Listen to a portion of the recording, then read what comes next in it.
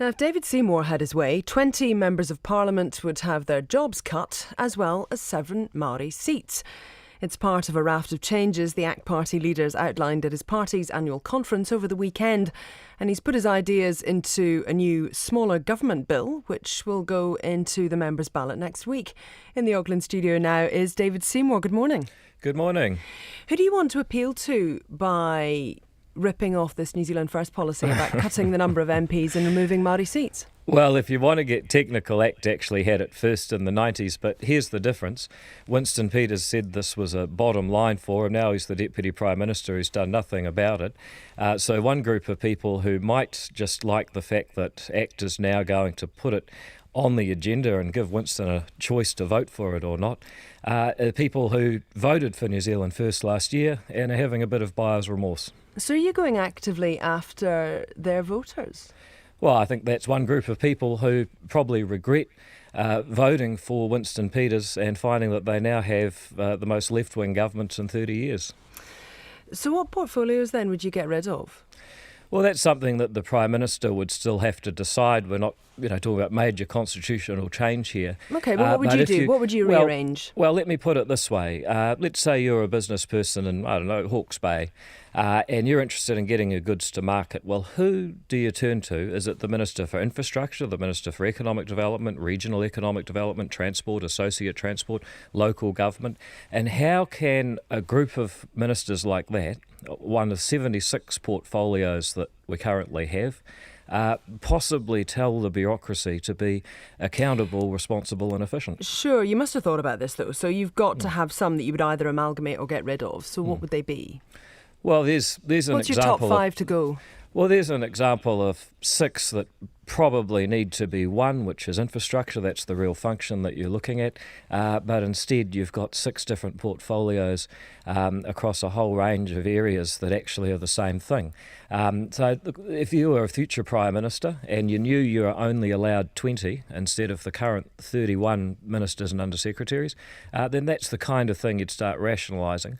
But I'm not about to say exactly what the list should be, just that it should be significantly smaller because we clearly have too much duplication of ministers under the current arrangement.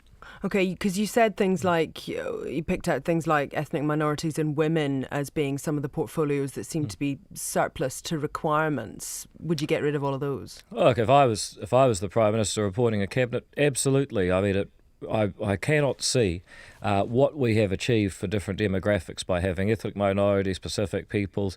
We've got gender, we've got women, we've got young people, we've got old people who've got a minister. And the truth is that the purpose of those ministers is not that they actually do anything for their eponymous demographics. They are there so the government of the day has a person they can send along to official functions and have their photo taken at Crown expense. That's the reality. And if you doubt that, just try and think of something they've actually achieved for their demographic. Well, I suppose you could say things like a renewed focus on the gender pay gap, and that being something that's becoming more front and centre. You don't think the Minister for Women's got anything to do with that? Oh, not particularly. Probably there to take the credit, but ultimately it's the decision of a cabinet and a government to make those policies. Yeah, but isn't it because there is information coming forward and the fact that someone is speaking about this and on this and knows the stats, that doesn't inform the debate at all, does it? So you're saying that a cabinet is incapable of informing itself about an issue as widely traversed as the gender pay gap if there is no Minister for Women to tell them about it? I think that's absurd. The fact that you're asking that question is indicative of the culture we have where the solution to just about every problem is another minister. That's why we've got 76 portfolios. That's why we've got 31 undersecretaries and ministers, and none of them are actually clearly accountable for achieving anything. That's why this government is adrift. Now, Maori seats, are Maori overrepresented? No, I'm, as you know, somebody who believes in taking people as you find them. I'm not interested in getting to groupology and statistics and saying that this type of person should be more of them or should be less of them. But one thing that is clear is that there are adequate number of Maori, if your goal is for everybody to be proportionately represented in Parliament today. It's clear that Maori have no problem getting elected with or without Maori seats. I don't actually think it's a particularly controversial issue today. The Maori seats had a purpose. That purpose has run its course and they're no longer needed. If you're wanting the executive in total to be smaller, why did you accept an undersecretary position in the last government? Well, I'm actually the only politician alive today in New Zealand who has turned down the offer of being a minister. Was I an undersecretary? Yes, I was. But I actually showed that you can get stuff done without taking the baubles of office, and that's why I turned down that offer from John Key, so that I could stay outside of the ministry and continue to keep my end-of-life choice bill in the ballot. I put that issue on the agenda by refusing the baubles of office. I'm the only person that's done it. If that was a selfless act, how much self-interest is there in not wanting to get rid of coattailing? Well, I think that if people want to propose other changes to the electoral laws, they can.